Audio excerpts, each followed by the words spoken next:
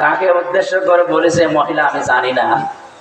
বাংলাদেশের ৫৬,০০০ বর্গ মাইলের প্রতি ইঞ্চিতে একামতে দিনের কর্মী যারা, এদেশে ইসলাম পন্থী যারা, তাদের পক্ষে কোরআন দিয়ে আমি ভোট চাবো, রায় চাবো, সিদ্ধান্ত জানাতে বলবো। আপনি আমাকে বাধা দিন দেন, আসেন মাইক কেড়ে নেন, আমাকে কথা বলতে বাধা দেন, আসেন। উনি সেদিন আমাকে জানিয়েছে যে আমির হামজা আমার বাপ দাদার দেওয়ার নাম পাল্টিয়ে দিয়েছে, শেষে অন্তস্থ পাপিয়া হবে, পাপি বলে আমাকে ডাকে। আমার নাম পাল্টিয়ে দিল কেন, আমি জবাব চাই। আমি তো জবাব দিচ্ছি। আবু জেহেলের নাম ছিল আবুল হাকাম, কোরআনের বিরুদ্ধে যাওয়ার কারণে নবীজি তার নাম পাল্টিয়ে দিয়েছে আবু জেহেল। আপনারা তো এতদিন ভালোই কথা বলতেন, হঠাৎ সর পাল্টিয়ে গেল। কি কোন ইনজেকশন পেয়েছে নাকি কোন বড়ি খেয়েছে দাদার কাছ থেকে? দাদার কাছ থেকে খান আর চাচার কাছ থেকে খান, যেখান থেকে খান না কেন, এই দেশের মানুষ যা বলবে এই দেশে তাই হবে। এটা স্বাধীন দেশ। এতদিন পর্যন্ত ববু ছিল, এই জন্য আমরা কিছু বলি না। এখন ববু নেই, সম্পর্ক। এতদিন বলতো আমাদের নাকি স্বামী স্ত্রীর সম্পর্ক, এটা মেনে নেওয়া যায়। যার সাথে উল্লেখ করে বলতো ও দাদা, তো যে অবস্থা, কোরআনে কারিমের সূরা বাকারা ২২১ নম্বর আয়াতের ব্যাখ্যা অনুযায়ী কোরআনে কারিমে আল্লাহ যে জানিয়েছেন, যতক্ষণ কোন মুশরিক পুরুষ মুসলমান না হবে তার সাথে কোন মুমিনা নারীর বিয়ে করা যায় না। আপনারা এই কথা বলতেন কিসের উপর ভিত্তি করে? আর এখন যদি কেউ কিছু করতেও চান তাহলে দাদার মুসলমানি দেওয়া ছাড়া উপায় আছে? আর দাদার যা বয়স, আপনি হাজাম পাবেন তো?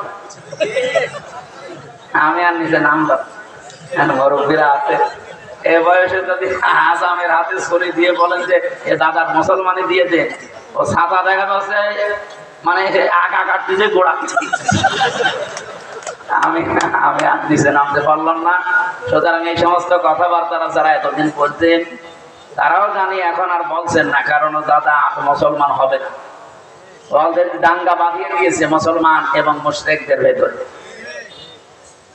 পৃথিবীর নিকৃষ্ট মানুষের তালিকায় আপনি ৬ জনের নাম পাবেন, তার ভেতরে নরেন্দ্র মোদীর নাম আছে ২ নম্বরে। আমি কি বানিয়ে বলছি? খ্রিস্টানরা রিপোর্ট দিচ্ছে। ২৫৭টা দেশ নিয়ে তারা দাঁড়িয়ে আছেন কেন ভাই? বসে আর দাঁড়াবেন না, ঠিক আছে, আর দাঁড়াবেন না, নিস্তব্ধ হয়ে যাবে। কতটুকু থাকবে, ওই বাইরের মানুষ দেখছে তো, এভাবে থাকবে। একটু একটু শোনে। মাইক্রোসফট, এটা খ্রিস্টানরা তৈরি করে। এই রিপোর্ট তারা বানিয়েছে। পৃথিবীর নিকৃষ্ট মানুষ, শুধু আমরা না, তামাম দুনিয়া তাদেরকে ঘৃণা করে। যদিও সামনাসামনি হয়তো কিছু বলতে পারে না, কিন্তু ঘৃণা করে তাদের। ১ নম্বরে নেতানিয়াহু, পৃথিবীর নিকৃষ্ট মানুষ। এর মতো অসভ্য বর্বর আল্লাহ এখন নিজের শাস্তি মনে হয় দেওয়া আরম্ভ করেছে। আজকে বিকাল ৩:৩০ থেকে অলরেডি আরম্ভ হয়েছে। দেখেছেন না দাবানল যেভাবে জ্বলছে? ওদের ১০৮টা এই আগুন নেভানোর মেশিন অলরেডি সেট করেছে। কিচ্ছুতে কিচ্ছু হচ্ছে না, কারণ এই আগুন তো আর কেউ জ্বালায়নি, জ্বালিয়েছে কে? আলিল্লাহি জুনুদুস সামাওয়াতি ওয়াল আরদ, আসমান জমিনে আল্লাহর সৈন্যবাহিনী আছে না? এজন্য ওরা আহলে কিতাব দাবি করে, যদিও আহলে কিতাব ওরা না। পৃথিবীতে এখন যারা খ্রিস্টান, ইহুদি যারা দাবি করছে আমরা আহলে কিতাব, এ মিথ্যা কথা। কারণ আহলে কিতাব হলে হযরত মুসা আলাইহিস সালামের আদর্শ তাদের ভেতরে থাকতো, হযরত ঈসা নবীর আদর্শ তাদের ভেতরে থাকতো। ও শয়তানরা নবীদের নামও পাল্টিয়ে দিয়েছে। আমি বাইরের দেশগুলোতে সফর করে দেখেছি, খ্রিস্টানদের সাথে মিশলে যদি জিজ্ঞাসা করি আপনার নবীর নাম কি, বলে যিশু।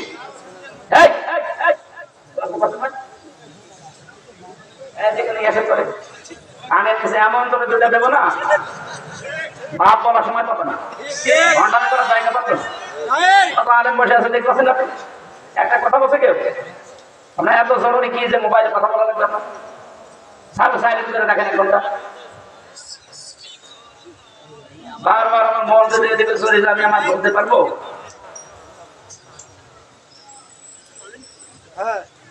খ্রিস্টানদের নবীর নাম জিজ্ঞাসা করলে ওরা যিশু বলে, নবীর নামও পাল্টিয়ে দিচ্ছে। আমি ইহুদির সাথে মিশেছিলাম থাইল্যান্ডে, গাড়িতে যাওয়ার সময় দেখে মনে হচ্ছে কোনো আল্লামা হবে। ওর সাথে যে ওর স্ত্রী আছে, 3-4টা ছেলে মেয়ে, একটা এই কাঁধে, একটা এই কাঁধে, একটা কাঁধে, একটা ওর হাতে, একটা পেটেও আছে মনে হয়। মানে সেই হাত মোজা পা মোজা পরা। এরপরে ওর দৃশ্য দেখে এত বড় বড় দাড়ি, ওপরে সে পাগড়ি বাঁধা, আর জোব্বা তো পা পর্যন্ত। আমি মনে করলাম এ মনে হয় কোনো ফেরেস্তা হবে। আচ্ছা ভাই, হ্যালো বিরাদার বলে ইংরেজিতে জিজ্ঞাসা করলাম ওনারে যে কি আপনার নাম কি? নাম বললো, নাম শুনে বোঝা যাচ্ছে। জিজ্ঞাসা করলাম জাতির নাম, ইহুদি। নবীর নাম কি? জোসেফ। জোসেফ মা মোসা নবী। ওরা মোসা আলাইহিস সালামকে জোসেফ বলে ডাকে, আর ঈসা নবীকে যিশু বলে ডাকে। হযরত ইব্রাহিম আমাদের জাতির পিতা, এই নামও শয়তানরা পাল্টিয়ে দিয়েছে, বলে যে আব্রাহাম। আমাদের জাতির পিতার নাম কি আব্রাহাম কিনা? ইব্রাহিম আলাইহিস সালাম। এই দেশে যাকে জাতির পিতা বলে চালাতে চেয়েছিলেন, এটা তো নতুন করে তোফায়েল আহমেদ এই নামটা দিয়েছে। এর 109 বছর আগে, 109 বছর আগে একজন মুসলমানের নাম জাতির পিতা কি বঙ্গবন্ধু, এই শব্দটা উল্লেখ করা আছে। আপনি ইতিহাস পড়ে দেখেন, এটা চুরি করা হয়েছে। এই শব্দটা বাংলাদেশ সহ বিশ্বের বহু জায়গায় বিভিন্ন শব্দ চুরি করে মুসলমানদের বিপক্ষে লাগিয়েছে কেউ কেউ, আর কেউ কেউ কারো নামকে উপরে তোলার জন্য ব্যবহার করেছে। তার ভেতরে বঙ্গবন্ধু একটা। শেখ মুজিবুর রহমান, তার নামের আগে বঙ্গবন্ধু লাগানো হয়। তার 109 বছর আগে একজন মুসলমানের নাম উপাধি দেওয়া ছিল এই ভারতবর্ষের ভেতরে, তার নাম ছিল, আমি ইতিহাস পড়ে বলছি, তার নাম দিয়েছিল জাতির লোকেরা, দেশের লোকেরা বঙ্গবন্ধু, বাংলার বন্ধু। সেটা চুরি করে এতদিন পরে একটা লোকের নাম লাগিয়ে দিলেন। ওনার কর্মজীবন পড়ে জেলে 3 বছর ছিলাম, ফাঁসির কন্ডেম সেলের ভেতরে। আমার 24 ঘন্টা তালা লাগিয়ে রাখতো। এক কারারক্ষী বসের ভাগে পড়তো হিন্দু, দেবদোলা, সুব্রত বালা, আশিক সঞ্জয় দত্ত, তো সবই আল্লাহর ওলির নাম বলছি। এদের আচরণও এরকম কড়া। ও তো এমনি আলেম সালেম বোঝে না, আর হুজুর দেখলে ওরা আরো খেপে যায়। ওনার একদিন বললাম যে প্রতিদিন এই যে তালা লাগিয়ে রাখেন 24 ঘন্টা, একটা বই মই দিতে পারেন না, একটু পড়ি। ওরে আল্লাহ বই নিয়ে এসেছে বঙ্গবন্ধুর আত্মজীবনী, পড়ি কি করলাম না? হুজুর এর ভেতরে জ্ঞান আছে, কারণ বই নেই, সারাদিন তালা লাগানো, কি করবো? বইটাই পড়ি। এক কথা কয়বার পড়া যায়? ভালো বই নিয়ে আসেন তো। অনেক পরে দেখি বই নিয়ে এসেছে বঙ্গবন্ধুর ছেলেবেলা, আর বই পান না। ওদের লাইব্রেরিতে এবার নতুন বই এসেছে বঙ্গবন্ধু কর্নারে, আপনি নিয়ে আসেন। দ্বিতীয় সপ্তাহে দেখে নিয়ে এসেছে বঙ্গবন্ধুর সিনসব। আরে শয়তান, যা বলি সব ওই দিকে নিয়ে যান। কোরআন হাদিসের বই তো আপনি বুঝবেন না। আপনি এটিএম আজহারুল ইসলামের কাছে যান, ইমেল বিল্ডিং এ থাকে, যে বলবেন হামজা বইসেস, আল্লাহর ইশারা একজন মুসলমান কারারক্ষী দিয়ে উনি 2টা তাফসির পাঠিয়েছিল, ফি জিলালিল কোরআন, তাফসির কোরআন। আল্লাহর এই মাসলুম বান্দাটা এখনো পর্যন্ত জালেমের কারাগারে। যে মামলা দিয়েছিল সে পালিয়েছে, মামলার আয়ও পালিয়েছে, বিচারপতি পালিয়েছে, সবচেয়ে বড় জালেম সেটা পালিয়েছে।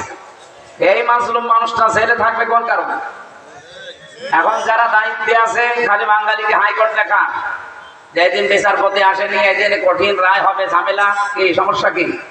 বাংলাদেশে যত বড় বড় মানুষকে বের করে দিলেন, নাম বললে মুখ খোলাবেন না। আর রাজনৈতিক দর্শন আপনার সাথে আমার মেলে না, এটা আলাদা বিষয়, কিন্তু মাজলুম মানুষ একটা। এটিএম আজহারুল ইসলাম বাংলাদেশের সবচাইতে বড় মাজলুম এখন।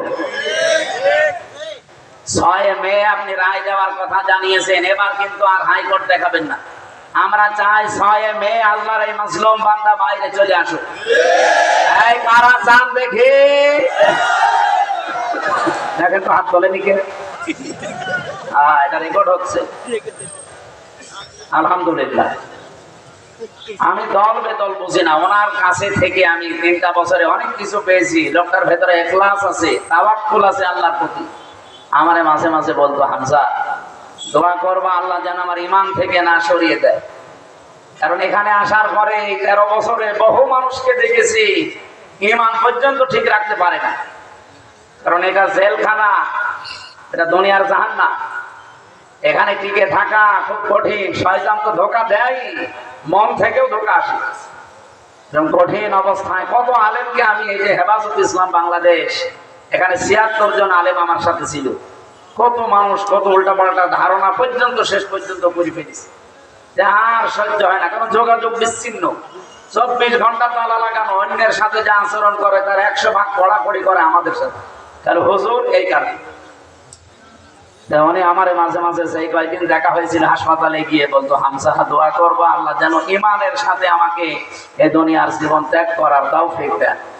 আর আমার সারা জীবনের আশা, সাধারণভাবে আমি মরতে চাই না। সাইদি সাহেব যে দোয়া করতো, আল্লাহুম্মা ইন্নী আসআলুকা শাহাদাতান ফি সাবিলি, আমি ওইটা চাই। আমি শাহাদাতের মরণ নিয়ে আল্লাহর সামনে দাঁড়াতে চাই। আমার সাথীরা সব শাহাদাতের মরণ পেয়ে পেয়ে আল্লাহর কাছে দেখা করলো, আমি এখনো যেতে পারলাম না। আর এই মানুষগুলোর প্রতি খারাপ ধারণা করে কিছু কোলাঙ্গা মানুষেরা। চাঁপাইনবাবগঞ্জে যার নাম বললাম, এই মহিলার স্বামী আছে একজন, আমি নাম নিলাম না। উনি সেদিন বক্তব্য দিতে গিয়ে জানিয়েছে যে যুদ্ধ অপরাধের এই বিচার হাসিনা যেটা আরম্ভ করেছিল, এটা যেন বন্ধ করা না হয়, কন্টিনিউয়াস করা হয়। আপনি মানুষ, হাসিনা যা করেছে সব অবৈধ কাজ। একটা বৈধ কাজ দেখান। যতদিন ছিল ক্ষমতায় পুরাটাই অবৈধ। আমার 33 বছর বয়স, এখন 92 সালে আমার জন্ম। আমি যদি 18 বছর থেকে ভোট দেওয়া আরম্ভ করতাম, আমি 3 বার ভোট দিতে পারতাম, একবারও পারি না। আমি না একবার জেলে ছিলাম, মাফ করে দিলাম, বাকি 2 বার।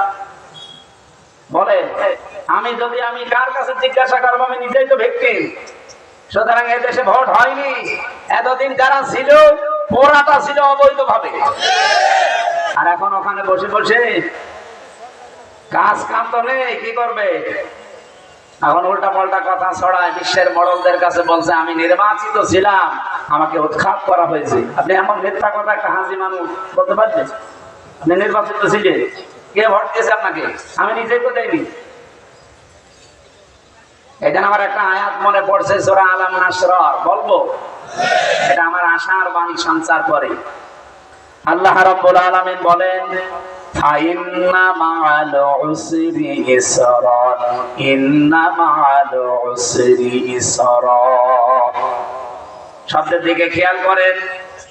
আল্লাহ উসরুন দেওয়ার আগে আলিফ লাম দিয়ে তার আগে মা দিয়েছেন, এর আগে আবার ইন্না দেওয়া আছে, এর আগে ফা আছে। আমি চিন্তা করেছিলাম আয়াতটা নিয়ে, এটা তাফসীরে ফি জিলালিল হারাম ঠিকাই পাবেন। সাইয়্যিদ কুতুব রাহমাতুল্লাহ আলাইহি ব্যাখ্যা দিতে গিয়ে লিখেছেন, আল্লাহ পাক কেন উসরুন শব্দের আগে আলিফ লাম দিয়ে নির্দিষ্ট করে দিলেন? এটা মারেফা। কিন্তু ইসরা যেটা আগে আলিফ লাম নেই, এটা অনির্দিষ্ট না কেরা করলেন কেন? মুফাসসির বলেন, দুনিয়াতে কেউ যদি একটা কষ্ট সহ্য করে, একটা কষ্ট যদি দুনিয়ায় কেউ পায়, 3টা কারণে মাস্ট বি, এজন্য আল্লাহ ইন্না দিয়েছেন, অবশ্যই তাকে আমার আল্লাহ কমপক্ষে 10 থেকে 70টা সুখ দুনিয়া আখিরাতে মিলে ভোগ করাবে। আপনারা সহজে না বুঝলেও আলেমরা বুঝে ফেলেছে। আপনি কষ্ট পেলে শান্তি পাবেন 70টা না, কষ্ট পাওয়া লাগবে 3 কারণে। কষ্ট তো হাসিনাও পেয়েছিল যাওয়ার দিন, কি কম দম দেখেছেন, মনে হচ্ছে স্বামী মরে গেছে। কষ্ট পেলেই হবে না, কষ্ট পাওয়া লাগবে কয় কারণে? আরো জোরে বলেন। 1 নম্বরে আপনার কষ্টটা যদি হয় আল্লাহর জন্য, 2 নম্বরে কষ্ট যদি হয় রাসূলুল্লাহর জন্য, 3 নম্বরে কষ্ট যদি হয় মানবতার জন্য। আপনি তাফসিরে ফি জিলালিল কোরআনে আয়াতের তাফসির খুলে দেখবেন বাংলায় লেখা আছে এই কথাগুলো। আমি সব নিজে পড়ে এসেছি, এই জন্য বলছি। আর আসমানি বাসী খুব খেয়াল করে, পৃথিবীতে এই তিনটা কারণে যদি সত্যি আপনি কোনোদিন একটাও কষ্ট পেয়ে থাকেন, মাস্ট বি, আল্লাহর কসম, আল্লাহ আপনাকে কমপক্ষে 10 থেকে 70টা সুখ ভোগ করাবে। সিস্টেম অপর পৃষ্ঠায় দেখুন, আয়াতটা আল্লাহ রিপিট করেছেন, পরে আরেকবার বলেন ইন্না মা'আল উসরি ইসরা, অবশ্যই কষ্টের সাথে সুখ। এ বলার পরেই তিনি রিপিট করলেন কেন আবার আরেকবার? সাইয়েদ কুতুব বলেন আরেকবার রিপিট করার পেছনে কারণ হচ্ছে, দুনিয়াতে কেউ যদি একটা সুখ ভোগ করে আর সুখটা যদি হয় অবৈধ সুখ, এদিকে তাকান, আপনি যদি দুনিয়াতে একটা সুখ ভোগ করেন আর সুখটা যদি হয় অবৈধ সুখ, একটা সুখ ভোগ করার কারণে কমপক্ষে দুনিয়া আখিরাত মিলে 70টা কষ্ট, অপমান, অপদস্থ, অকল্যাণ আল্লাহ আপনাকে দান করবে। কিছু বুঝলেন? আপনি অবৈধভাবে যদি সুখ একটা ভোগ করে থাকেন, কষ্ট পাবেন কয়টা? 70টা। বলেন বলেন, আরেকবার বলেন। এবার আপনি মিলান আপনার জীবনে অবৈধ কোন সুখ আছে কিনা। এই যে পরকীয়া প্রেম যারা করে সুখ পায় না, বলছেন না আপনি করেছেন, করে যে তারা জিজ্ঞাসা করেন 2-3 ছেলে মেয়ে ধুয়ে আল্লাহ রাস্তা চলে যাচ্ছে, সুখ না পেলে, শান্তি না পেলে এমনি যায় নাকি? জেলায় এসব নেই? আছে অনেক, এখানে অনেকে বসে আছে যারা এই পরকীয়া প্রেমে আছে, সুখ পান, শান্তি পান। এই সুখটা কি বৈধ না অবৈধ? এ পর্যন্ত বুঝেছেন যে অবৈধ সুখ।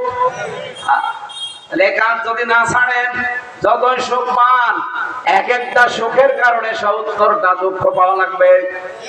কারণ এই মুহূর্তে আপনাকে তওবা করার জন্য আমি আহ্বান জানাই, যারা এখানে এরকম লাইনে আছেন, এক্ষুনি মোবাইল নাম্বার ডিলিট করে দিন। কথা বলা যাবে, যারা যারা এই লাইনে আছেন, এই মুহূর্তে আপনাকে আমি এই তওবা করাবো। মাহফিল দিয়েছেন পরিবর্তনের জন্য, তাড়াতাড়ি ডিলিট করেন, মোবাইল হাতে নেন। কারো ভাবের সাথে লাইন চলছে, কারো পরকীয়া প্রেম চলছে প্রতিবেশীর স্ত্রীর সাথে, অনেকের বেশিরভাগ লাইন চলে বিবাহিত মেয়েদের সাথে। তাড়াতাড়ি করেন বলছি, এখনই মোবাইল নিয়ে কিন্তু সেফ হবে। মোবাইল নাম্বার ডিলিট করে দিন। এখন যদি নাও মোবাইল নিয়ে এসে থাকেন, বাড়িতে ডিলিট করে দেবে। কারা কারা রাজি আছেন দেখে? দাড়ি মুখে নিয়ে তার সাথে লাইন করছে আপনার, আপনি হাত তুলতে গেলেন, আপনার হাত তোলা ঠিক হয়ে যাবে। দাঁড়িয়েলা মানুষ খারাপ বলেন, আরে তবে মাথার দিকে খুঁজে দাড়ি কেটে লাইন করবে না। রাজবাড়ি মনে হয় এরকম উল্টা পাল্টা কাজ হয় না। কারণ কাজ হবে কি করে? এই জেলায় তো হালাল জিনিস আছে, সেই নদীর ধারে। এই জেলার জন্য একটা গজব, একটা প্রকাশ্য কবিরা গুনাহ করেছে। জেলার জন্য আমার মনে হয় একটা গজব। আল্লাহ আর কোন জেলা পাইল না, আমার জেলার জন্য একটা গজব আছে, এই লালনের মাজার। সারা পৃথিবীতে একটাই মাত্র জায়গা নিরাপদ গাঁজা খাওয়া, পুলিশ পাহারা দিয়ে গাঁজা খাওয়ায়। আমার এই যে 2টা আয়াত থেকে যে আশার বাণী দিলাম, এই 15.5 বছরে যারা ক্ষমতায় ছিল, বৈধ ভাবে না অবৈধ, তারা সুখ পায়নি। সুখটা কি বৈধ সুখ? আরো জনে বলেন। এই অবৈধ সুখ ভোগ করার কারণে এক একটা সুখে যদি 70টা করে দুঃখ পাওয়া লাগে, এই 15.5 বছরে আপা কমপক্ষে 50টা সুখ পাইনি। আমি 50টা ধরলাম, এক একটা সুখে যদি 70টা করে দুঃখ পাওয়া লাগে, আমার কমপক্ষে 3500 দুঃখ হবে। আপনি যে এখনই বলছে চট করে চলে আসবো, কি করে আসবেন? 3500 হয়েছে, 3500 দুঃখ পাবেন দুনিয়ায় শুধু একার জন্য। এরপরে আপনার ছেলের জন্য পাবেন, মেয়ের জন্য, বোনের জন্য, বোনের মেয়ের জন্য, আর বাকি আত্মীয় স্বজন তো বাদ। সবই যেহেতু আপনার আশ্রয় প্রশ্রয়, এগুলো অন্যায়কারী, আর এগুলো প্রমাণিত তারা যে অন্যায় করেছে, আর এই অন্যায় করার মাধ্যমে বিভিন্ন জেলায় তারা সুখও পেয়েছে। 1628 জন তো অলরেডি পেয়েছে। কেউ যদি বাংলাদেশের সুখ শান্তি অবৈধভাবে না পেয়ে থাকে, 1628 জন পেয়েছে। কি নাম ধরা লাগবে? তার ভেতরে আপনাদের এখানকার যিনি দায়িত্বে ছিল, শেষের নাম হাকিম, ইয়াসিন আল কোরআনিল হাকিম। যত শোক পেয়েছে ওর এক একটা শোকের কারণে 70টা করে দুঃখ, দুনিয়া আখিরাত মিলে আল্লাহ দেবে। এরপরে চট করে ঢুকে পড়বে, তাছাড়া উপায় নেই। আল্লাহ অলরেডি একজনকে শাস্তির আওতায় ফেলে দিয়েছে, মেরামত আলীকে। কেরামত মেরামত করে ডাকি আমি, ওরে কেরামত বলা যায় না। আর ভাই আরেকটা, আমি আপনাদের আশার বাণী এমনি বানিয়ে শোনাইনি, কোরআন থেকে শুনিয়েছি। যারা আমরা আল্লাহর জন্য, রাসূলুল্লাহর জন্য, মানবতার জন্য কষ্ট করেছি, বহু আলেমকে এই দেশে তারা উপরে উঠতে দেননি। কি নাম ধরা লাগবে? এই যে এগুলো প্রমাণটা। এই মানুষগুলো যেখানে থাকার কথা, শুধু পরিচয় দলীয় আছে, এই কারণে তাদের উঠতে দেননি, আরো নিচে নামিয়ে দিয়েছে। এরা কষ্ট পেয়েছে হয় আল্লাহর জন্য, নাই রাসূলুল্লাহর জন্য, নাই মানবতার জন্য। আর আপনারা কষ্ট পাচ্ছেন কি? আল্লাহর জন্য, রাসূলুল্লাহর জন্য, মানবতাকে আরো ধ্বংস করার জন্য কষ্ট পাচ্ছেন। এই যে পাশে এই যে শহীদ শুয়ে আছে সাগর, আল্লাহ তার কবরকে জান্নাতুল ফেরদাউস বানিয়ে দেন, বলেন আমিন। অনেক শয়তান এখন আর স্বীকার করতে চায় না, এখন তো পার হয়ে গেছে, বলে না ওরা শহীদ হয়নি। আরে শয়তান, শহীদ হয়নি মানে 16 বছর ইরাক লড়াতে পারোনি বাবু, তখন ফতোয়া দেন। আর এখন বাড়ি থেকে বের হতে পারো, লজ্জা লাগে না? আমার নিজেরও তো লজ্জা লাগে। আগস্টের 5 তারিখের আগে রাজবাড়িতে বালিয়াকান্দি আমি আসবো কল্পনাও ছিল না। এই কথা বলছে না? আর এখন আসেন তো মাইক কেড়ে নেবেন, অনুমতি দেবেন না। কোন বাহাদুর, বীর বাহাদুর আসে? আপনার আমি মাইক ছেড়ে দিলাম, আসেন। সারা বাংলাদেশে এটা চলছে, যেহেতু লাইভ চলছে, রেকর্ড হচ্ছে, ওপেন ভাবে বলছি, 56,000 বর্গ মাইলের কোন ইঞ্চিতে কোন শয়তান যদি কোরআনের অনুষ্ঠানে বাধা দেয়, আলেমকে অপমান করে, এই যে সাতক্ষীরা কালকে করেছে এক কুলাঙ্গা, ওরে একেবারে সারা জায়গায় মাটি নিচে পুঁতে ফেলবেন। বিসমিল্লাহি ওয়া আলা মিল্লাতি রাসূলিল্লাহ বলার দরকার, কারণ বিসমিল্লাহি ওয়া আলা মিল্লাতি রাসূলিল্লাহ যোগ্য না। কথা বলেন না কারণ এমনিও জাহান্নামে যাবে আব্দুর রউফ, অমনিও যাবে। আলেমকে অপমান করার, নবীকে অপমান করার সমান। তাই কথা বলেন না কেন? আপনাদের কপালে 15.5 বছরে এমনি আগুন লাগে না, বহু আলেমকে অপমান করেছে। কি গালি দিত রিমান্ডে, আমার মা বাপ গুলি গালি দিত। কি করেছি আমি এত? যে কয়টা রিমান্ডে অফিসার পেয়েছিলাম, একটাও মানুষের বাচ্চা না, অথচ নামের আগে মোহাম্মদ ইমরান হোসেন, মোহাম্মদ আসাদুজ্জামান, মোহাম্মদ আতিকুল্লাহ, নাম কি সুন্দর সুন্দর দেখেছে। আর শয়তানরা গালি দিত উল্টা পাল্টা, আল্লামা সাইদির মা বাপ তুলে গালি দেয়। আর আমি তো ছোট মানুষ, বলে জেনাকারের পক্ষে কথা বলে, নাউজুবিল্লাহি মিন যালিক। আরে রাজবাড়িবাসী, কেউ যদি এখন আপনাকে বলে যে হামজা এখন জেনা করে আসলো, আপনার বিশ্বাস হবে? বলেন, আমার মতো একটা চুইনপুটি, একটা কাঠ বললাম, কাঠও না, আমার তো কাঠের মতোই লাগে দেখতে। একটা তক্তা মোল্লা আমি জেনা করেছি, এটা যদি আপনার বিশ্বাস না হয়, আমার মতো কোটি হামজা জোড়া দিলে আল্লামা সাইদির প্রসবের সমান হবে? আর তার নামে আপনারা জেনার মামলা দিয়েছেন, এমনি আল্লাহ আপনাদের ধরেছে, এই কারণে ধরেছে। আমার মনে হয় ওরা যে আরম্ভ করেছিল, নবী যদি বেঁচে থাকতো নবীকেও খুনি বানাতো।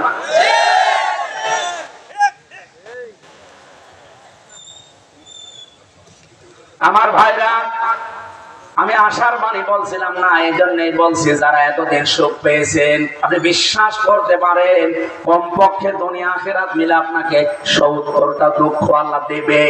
যদি না দেয় তাহলে আয়াত কি করবেন? পরে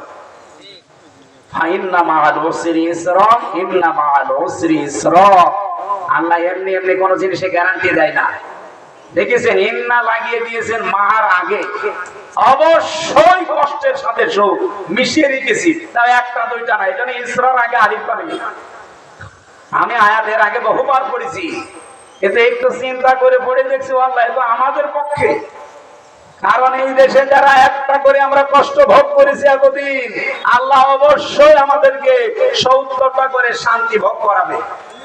আর বাংলার 96% মুসলমান আমরা সর্বোচ্চ শান্তি সুখ পাবো ওই দিন যেদিন 56,000 বর্গ মাইল কোরআন দিয়ে চলছে। এক কথা বলেন, আমরা চাই না এটা দিয়ে বাংলাদেশ চলুক। কারা কারা দেখতে চান? লিল্লাহি তাকবীর। শুধু না না না, ঠিক আছে।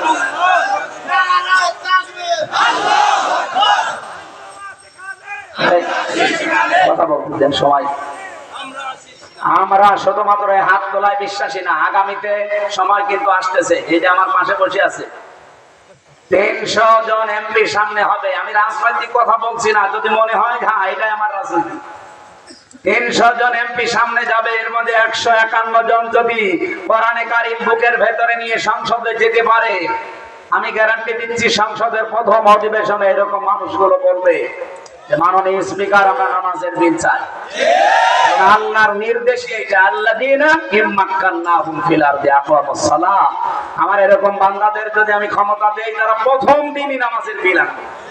আর আমার বিশ্বাস মাওলানা আব্দুল হাই জলদারের মতো মানুষ, মাওলানা নুরুল ইসলামের মতো মানুষ যদি সামনে বুকে কোরআন নিয়ে যেতে পারে সংসদে, 151 জন মাত্র, এরা যে প্রথম অধিবেশনে যদি বলে আমরা নামাজের বিল চাই, মনে বলবে হাত তোলেন, এরকম 151 জন হাত তুললে নামাজের বিল খায় হয়ে যাবে। তখন রাজবাড়ী সহ বাংলাদেশের 64 জেলার কোন জায়গায় আমির হামজার নামাজের ওয়াজ করা লাগবে না। ওই দিনই 18 কোটি মানুষ নামাজ পড়তে বাধ্য। আপনি হয়তো ভোট দিয়েছিলেন আব্দুল হাইকে একটা, 18 কোটি মানুষ নামাজ পড়লে যে সওয়াব হয়, ওই দিন থেকে প্রতিদিন 18 কোটি মানুষের নামাজের সওয়াব পাবে। আপনি নিয়ে আসেন, কোন হুজুর নিয়ে আসবেন, বলেন আমার ব্যাখ্যা ভুল হয়েছে। মাই ইয়াশফা শাফাআতান হাসানাতান ইয়াকুল্লাহু নাসিবুম মিনহা। এই আয়াতের তাফসীর আপনি জিলালি কোরআন আর ইবনে কাসির করেন। এটা সূরা নিসা 5 নাম্বার পারা 10 নাম্বার পৃষ্ঠা 11 নাম্বার লাইনের 85 নাম্বার আয়াতে আছে প্রথম অংশ। এর পরেরটা আবার আলাদা। এত দলিল দিয়েও কিছু মানুষের দেখে মন পাওয়া যায় না, হুজুর রাজনীতি করছে। আরে শয়তান, বিশ্ব নবী এখন বেঁচে থাকলেও নবীকেও বলতো যে নবী রাজনীতি করছে। এখন অনেকে কথা বলছে না। এই জন্য যাদের জ্ঞান অনুযায়ী যারা আমল করেন না, তাদের পাপিয়া থেকে পাপি বানিয়েছে, এটা আমি নিজে না, এটা 1000 বছর আগে থেকে চলে আসছে। নবী আবু জেহেল থেকে, আবুল হাকাম থেকে আবু জেহেল বানিয়ে দিয়েছে, সে তার জ্ঞান অনুযায়ী আমল করেনি। তাই এখনো যারা এগুলো জ্ঞান পাপি হয়ে করবেন না, আপনার নামও দেখবেন পাল্টিয়ে যাবে। কথা বলেন না কেন? আমরা যেহেতু কোরআনে কারীম শোনার জন্য এসেছি, আমরা প্রবেশ করছি তেলাওয়াতকৃত আয়াতে।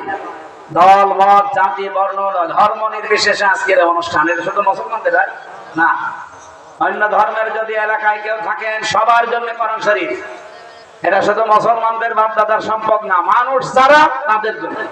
এই জন্য আল্লাহ দিয়েছেন হাযা বায়ানুল লিন্নাস হুদাল লিন্নাস।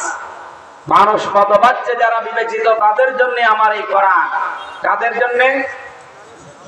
কোন মানুষ? এই যে লাম শব্দ আল্লাহ দিয়েছেন না, হাযা বায়ানুল লিন্নাস। সূরা আলে ইমরানের 138 নম্বর আয়াতের প্রথম অংশে আছে। আমি তাফসীরে বাইসাবিতে এই লাম নিয়ে চিন্তা করে দেখেছিলাম, আল্লাহ লাম কেন দিলেন। দেখি 13টা অর্থ লেখা আছে। লাম ব্যবহার করা হয় আরবি গ্রামার অনুযায়ী 13টা অর্থে। এখানে যে লাম এসেছে, জীবিত মানুষদেরকে উদ্দেশ্য করার জন্য। আল্লাহ পাক বলেন আমি কোরআন নাযিল করেছি। এই বয়ান, এই বক্তব্য কাদের জন্য জানো? মানুষের জন্য। কোন মানুষ? জীবিত মানুষ। কিন্তু দুঃখজনক হলেও সত্য, 15.5 বছরে জীবিত মানুষদেরকে কোরআন শোনানো বড় কঠিন হয়ে গিয়েছিল। জীবিত মানুষদের সামনে কোরআনের কথা বলতে গেলে 14 জায়গায় অনুমতি লাগতো। এখন বলছে না কেন? এখন লাগে। কিয়ামত পর্যন্ত বাংলাদেশে আর লাগবে না ইনশাআল্লাহ। যারা এরকম করবে, ওই জায়গায় যারা বললাম না বিসমিল্লাহ ছাড়া কবর দেবেন, ও সরাসরি আল্লাহ বিরোধী। ওরে জমিনে থাকা দরকার কি? ওই একবারে আল্লাহর কাছে চলে যাক। অনুমতির সিস্টেম যেন আগামীতে এই দেশে আর কেউ নিয়ে আসতে না পারে। এই জন্যই তো চাচ্ছি যে আব্দুল হাই আসুক। আমি অন্য কোনো উদ্দেশ্যে না, উনি আমার রক্তের সম্পর্ক কেউ না, আত্মীয় না। আল্লাহর কসম আমি চাই কোরআন যারা এগিয়ে নেবে আমি তার পেছনে আছি।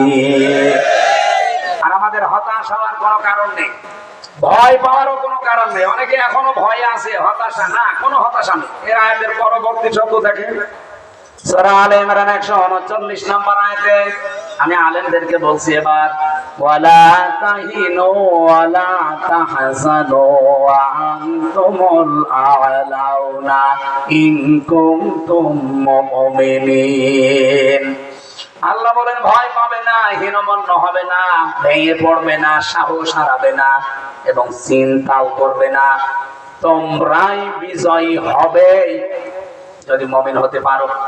আয়াতটা পড়ার পর আমি চিন্তা করেছিলাম, আল্লাহ কিন্তু আরবি গ্রামার বা বালাগাত মানতিক অনুযায়ী আয়াতটা মেলে নাই, এটা ভুল। কি যারা আলেম আছে জিজ্ঞাসা করেন তো আয়াতটা ঠিক আছে কিনা, আরবি গ্রামার অনুযায়ী মেলছে না। ওয়া আনতুম আ'লাউনা হওয়ার কথা ছিল, আ'লাউনার আগে আলিফ লাম দিলেন কেন? মুবতাদা যদি মারিফা হয় খবর হবে নাকেরা, এটা আরবি গ্রামারের নিয়ম। খবর তো আল্লাহ আলিফ লাম দিয়ে নাকেরা করে দিলেন, আ'লাউনার আগে আলিফ লাম আছে। আনতুম আ'লাউনা অর্থ হয়ে যেত, কিন্তু আল্লাহ কেন আলিফ লাম লাগিয়েছেন জানেন? এটাও বাইসাবিতে আছে। মুফাসসির লিখেছেন ইফাদাল হাসরা, হাসরা খবর যদি মারিফা হয়ে যায় তাহলে হসরের ফায়দা দেয়। কোন বাংলা অর্থ আসে হবে, শেষে হস্যাই আছে। আল্লাহ বোঝাতে চেয়েছেন চিন্তা করবা না, ভয় করবা না, মানে দুশ্চিন্তাও করবা না, বিজয়ী তোমরাই হবে, বিজয়ী তোমরাই হবে। গ্যারান্টি দিচ্ছে কে? আল্লাহ। কোনো চিন্তা নেই, কোনো ভয় পাবেন না। সামনে সুদিন আসতেছে আল্লাহর কোরআনের এই আয়াত অনুযায়ী, কারণ কষ্ট আমরা কম পাইনি। এক একটা কষ্টে যদি আল্লাহ আমাদেরকে ৭০টা করে শান্তি দেওয়ার ওয়াদা করে, যত কষ্ট আমরা 15.5 বছরে পেয়েছি, আমার আশা, আমার আকাঙ্ক্ষা এদেশে ইসলাম কায়েম হয়ে যাবে। ইন কুনতুম মুমিনিন, শুধু শব্দ দিয়েছেন আল্লাহ একটা শর্ত, মুমিন হওয়া লাগবে। কি হওয়া লাগবে? আরে ভাই হাজার হাজার লাগবে না, বদরের ময়দানের মতো মাত্র 313 জন ইন কুনতুম মুমিনিন হয়ে দেখা। সামনে আল্লাহর ওয়াদা, ওয়াদাল্লাহুল্লাযীনা আমানু মিনকুম ওয়া আমিলুস সালিহাত লা ইস্তাখলিফান্নাহুম ফিল আরদ কামা ইস্তাখলাফাল্লাযীনা মিন ক্বাবলিহিম। সূরা নূরের 55 নম্বর আয়াত, 18 নম্বর পারা 16 নম্বর পৃষ্ঠা 4 নম্বর লাইন আছে। আল্লাহ বলেন আমি তোমাদের সাথে ওয়াদা করছি যারা ঈমান আনবে আর আমলে সালেহ করবে। আমলে সালেহ মানে আমি তো এটাই জানি, এখানে যারা আছে আমরা এটাই জানি। আধুনিক ভাবে ব্যাখ্যা করছে যারা, আধুনিক মুফাসসিররা বলছে সালেহ মানে শুধু নেক কাজ নয়, সালেহ মানে যোগ্য। আপনাকে যোগ্যতা সম্পন্ন হওয়া লাগবে। অতীতে আমার আল্লাহ জানে লা ইস্তাখলিফান্নাহুম লামে তাকিদে নুনে সাকিলা দিয়েছেন, অবশ্যই আমি তোমাদেরকে শাসন ক্ষমতা জমিনে দেব, যেমন পূর্বে যারা চলে গেছে তাদের দিয়েছিলাম। এই গ্যারান্টি কার? আল্লাহ। কি বললেন? শর্ত দুইটাই, যদি ঈমান আনতে পারো আর আমলে সালেহ করতে পারো। এই বাংলাদেশে সামনে আল্লাহ সিয়ারে আয়াত অনুযায়ী তাদেরকেই দেবে যারা সত্যিকারের ঈমানদার এবং ঈমান অনুযায়ী যারা আমলে সালেহ যোগ্য হয়ে গড়ে উঠবে। আর আমার এই ছোট মাথা দিয়ে, এই দুইটা চোখ দিয়ে বাংলাদেশ সহ কোন জায়গা তো আমার বাদ নেই দেখতেছি। এই দেশে আমার যতটুকু অবজারভেশন, যতটুকু আমি চিন্তাশীল, আমি চিন্তা ভাবনা করে মিলিয়েছি, আপনি রাগ করলেও আমি বলছি বাংলাদেশ জামাত ইসলামী, ইসলামী ছাত্র শিবির, ইসলামী ছাত্রী সংস্থা, এরা যেভাবে যোগ্য হয়ে নিজেদেরকে জায়গা মতো নিয়ে যাচ্ছে, বাংলায় অন্য কোন দলে এটা আমি পাইনি। আমি যদি পান তাহলে বলেন, আমি সেখানে যাব। দেখান এদের যে 9টা প্রতিদিন পয়েন্ট লেখা লাগে, কয়টা আয়াত পড়েছেন, বুঝে পড়েছেন না আন্দাজে পড়েছেন তাও লেখা লাগবে।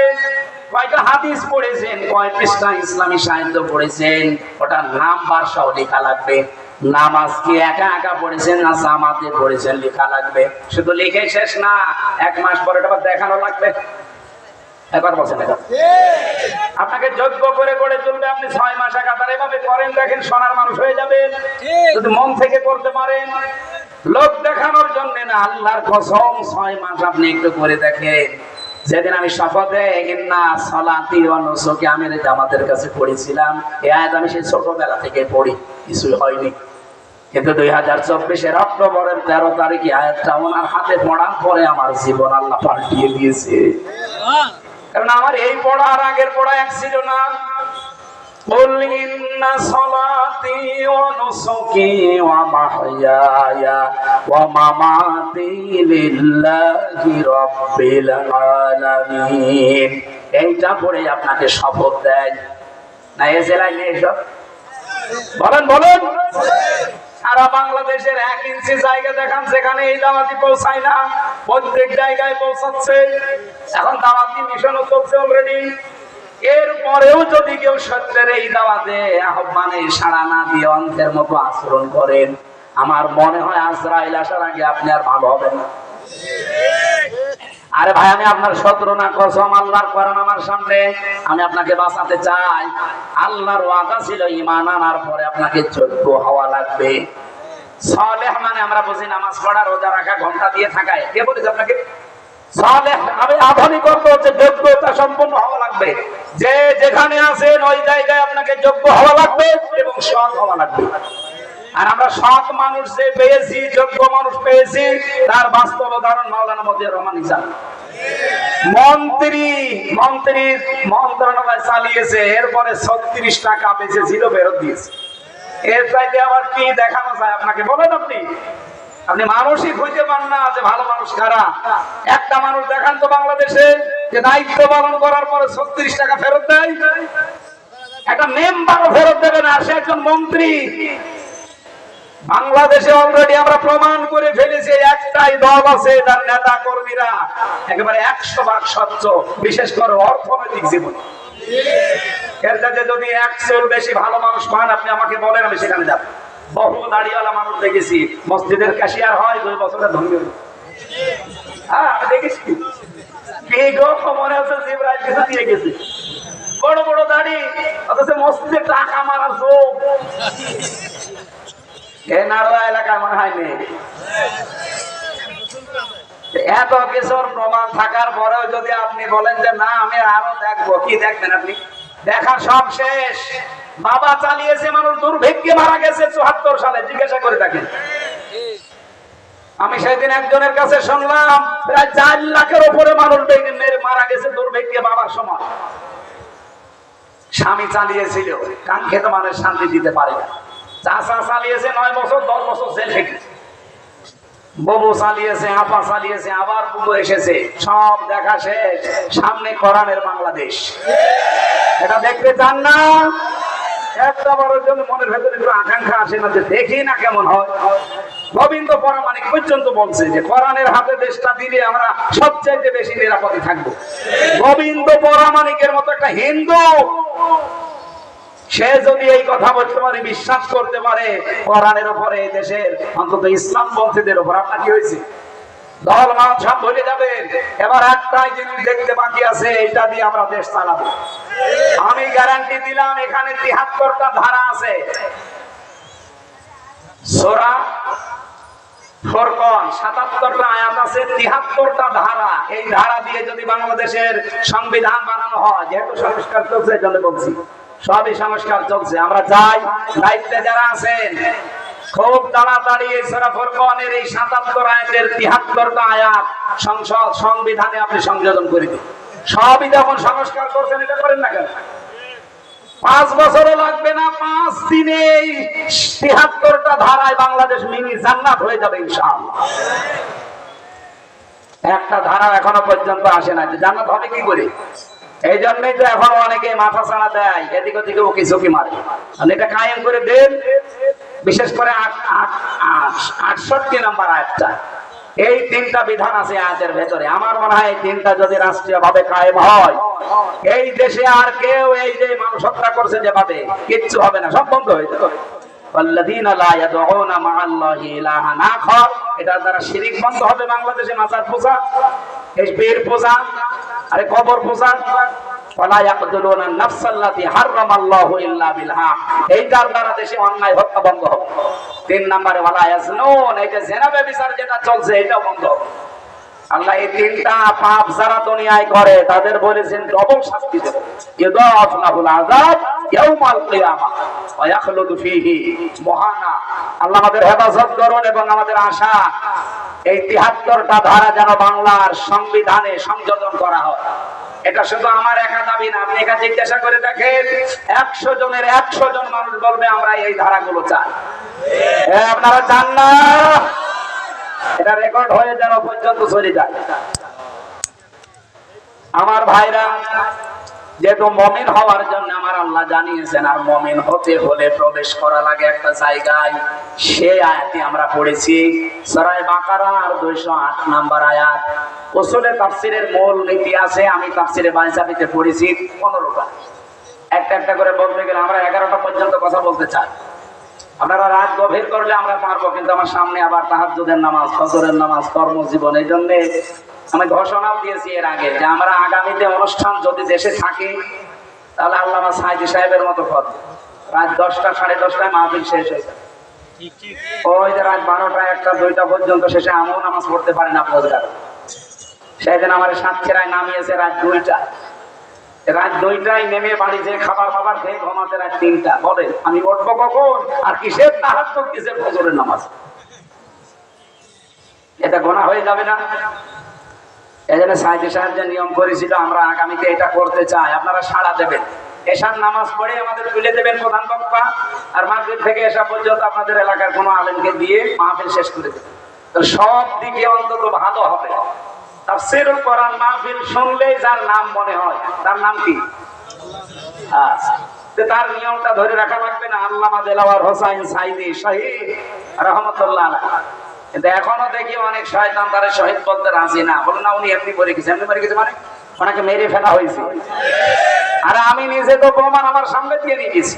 ভালো মানুষ, ওনার হার্টে যদি এত সমস্যা থাকবে তো ওই দিন উনি নিজে বসে থাকতো কি করে? হার্টের ওইভাবে রোগী হতে থাকতে পারে, আবার হাসি দিল কি করে? আমি একদিন পেয়েছিলাম মাত্র 3 বছরের ভেতরে আল্লাহর এই গোলামকে, আমার মাথায় হাত দিয়েছিল 10 মিনিট মাত্র।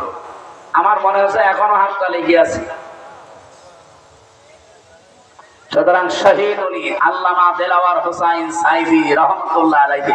আপনি না মানতে পারেন, আপনি মানলেই কি আর না মানলেই বলে।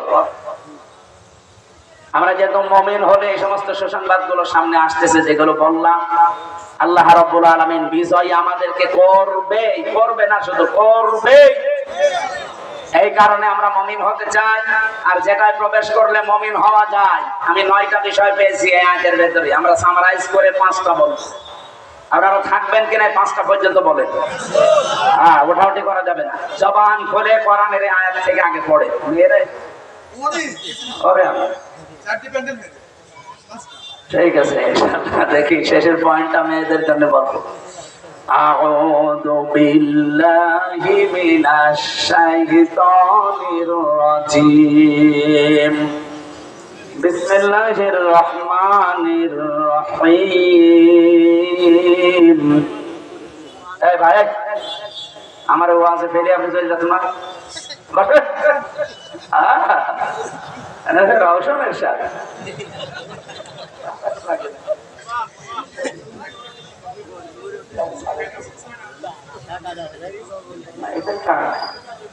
এটাই হবে, এটাই হবে। ফ্যান গুলো হয়ে গেছে সে রওশনের সাথের মতো, জীবন যৌবন সব শেষ। ওই যদি হয় বিরোধী দলীয় নেত্রী। এই জন্য একটু মানে যদি জ্বর মর থাকে অন্তত কাওয়া কাপড় মতো জ্বর বাড়িয়ে, কাওয়া কাপড় এখন শেষ, ওইটা দিয়ে আর হবে না। সূরা বাকারার 208 নম্বর আয়াতে উসুলে তাফসীরের মূল নীতি অনুযায়ী আমরা আরম্ভ করছি। দেখি কয়টা পয়েন্ট বলা যায়। 1 নম্বরে আমরা তেলাওয়াত করলাম, শুদ্ধ তেলাওয়াত, এরপরে বাংলা অর্থ বলবো। হে ইমানদারেরা, তোমরা প্রবেশ করো, উদখুলু, যেহেতু বহুবচন, সবাই মিলে, ফিসসিলমি, এখানে সালমন বা সিলমন, সিলের উপরে জবর দিলে হয় সালমন, বাংলা অর্থ হচ্ছে শান্তি। আর সিলমন জের দিয়ে পড়লে এর বাংলা অর্থ হয় ইসলাম। এখানে যেহেতু সিলমন আছে তার মানে ইসলাম শব্দ হবে। তোমরা ইসলামে প্রবেশ করো কেমন ভাবে? কাফা, পরিপূর্ণ ভাবে। আমি এবার ফিজিনালিল কোরআন থেকে বলছি। মুফাসসির সাইয়্যিদ কুতুব রাহমাতুল্লাহ আলাইহি লিখেছেন, কেউ যদি ইসলামে পরিপূর্ণ প্রবেশ করতে চায় তাহলে তার সিমটম কি হবে? আপনি কি করে বুঝবেন যে আমি ইসলামে পরিপূর্ণ প্রবেশ করেছি? পরিপূর্ণ ভাবে ইসলামে প্রবেশ করতে হলে 9টা বিষয় কোরআন থেকে আমি বের করেছি। বললাম না সামারাইজ করে মাত্র 5টা বলবো। এই 5টার ভেতরে যদি আপনি দেখেন যে আমি আছি, আপনি বিশ্বাস করতে পারেন যে হ্যাঁ আমি পরিপূর্ণ ইসলামে আল্লাহর ঘোষণা অনুযায়ী প্রবেশ করেছি। বলেন সুবহানাল্লাহ। সূরা বাকারা, আল্লাহ রাব্বুল আলামিন এত বড় সূরা কোরআনে আর দেয়নি। 288টা আয়াত দিয়েছেন, 286টা। 286টা আয়াতের মাত্র একটা আয়াতের 3 ভাগের 1 ভাগ পর্যন্ত আমরা বললাম এতটুকুই থাক। আল্লাহ ডাক দিয়েছেন এখানে কোনো বেঈমানকে না। যদি কোনো বেঈমান এখানে থাকেন আপনি চলে যেতে পারেন, কারণ এই আয়াত আপনার জন্য না, আপনার আলাদা আয়াত আছে। আপনার জন্য ইয়া আইয়ুহাল কাফিরুন আছে, কি কথা বলেন না কেন? ইয়া আইয়ুহাল্লাযীনা কাফারু আছে আপনার জন্য আলাদা সূরা তাহরিমে। কিন্তু আজকের আয়াত শুধুমাত্র ঈমানদারদের জন্য। ওহে যারা ঈমানের দাবি করো, এখন ঈমানদার কারা? আমি কি ঈমানদার কিনা এটা বুঝবেন কি করে? সাহাবী প্রশ্ন করলেন, হে রাসূল আমার যে ঈমান আছে আমি টের পাবো কি করে? বিশ্বনবী বললেন, ইদা সাররাকা হাসানাতুকা ওয়া সাআতকা সাইয়্যাতুকা ফাআনতা মুমিন। মুসলিম শরীফের হাদিস। যখন তোমার ভালো কাজগুলো তোমাকে আনন্দ দেবে, অন্যায় কাজ দেখলেই তোমার ভেতর থেকে একটা বাধা আসবে, তখন তুমি বুঝবে তোমার ঈমান আছে। ও বাংলার মুসলমানেরা যারা শুনতেছেন, বলেন তো ভালো কাজ সবার কাছে ভালো লাগে? লাগে না। অন্যায় কাজও সবার কাছে অন্যায় মনে হয় না, আর অনেকে আনন্দ নিয়ে করে। কথা বলেন না কেন? অন্যায় জানার পরও অনেকে করে। আরে ভাই, অন্যায় জানার পরে করা, আনন্দ নিয়ে করা পার্থক্য আছে। মন চায় না তারপরও অনেকে করে। আমি রিমান্ডে 2 প্রকার অফিসার পেয়েছিলাম।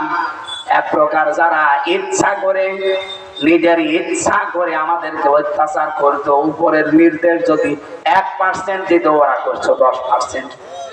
আমি এমনও পাহারাদার পেয়েছিলাম, কারারক্ষী, এমনকি রিমান্ডে এমন কিছু অফিসার পেয়েছিলাম, ওরা রাতের বেলা যখন ওই ক্যামেরাগুলো বন্ধ হয়ে যেত, সিসি ক্যামেরা, যেহেতু মাটির নিচে, আমি তো 10 দিন ছিলাম ওই আয়না ঘরের মিনিটায়, মানে রাতের বেলা এসে হাত চেপে ধরে বলতো, হুজুর মাফ করে দিয়ে, আসলে আমি কিন্তু এগুলো চাই না, বাধ্য হচ্ছি। এই 2 জনের ঈমান কি এক? অন্যায় দেখলে আপনার ভেতর থেকে একটা বাধা আসবে। যদি বাধা না আসে আপনি বুঝবেন আপনার ঈমান নেই। হ্যাঁ, আপনি নামাজ পড়তে পারেন, নামাজ আপনার কথা আব্দুল্লাহ ইবনে উবাইও করতো। আপনি রোজা রাখতে পারেন, সেও রোজা রাখতো, কিন্তু তার ঈমান ছিল না। আজ বাংলাদেশে বহু মানুষ আমরা ঠিক এই কায়দায় আছি, দেখতে মনে হয় জিবরাইলের ছোট ভাই, তো ভেতরে ঈমান নেই। অন্যায় দেখলে আপনাকে প্রতিবাদ করা লাগবে, হয় হাত দিয়ে। মান রাআ মিনকুম মুনকারান ফালিয়ুগায়্যিরহু বিয়াদিহি।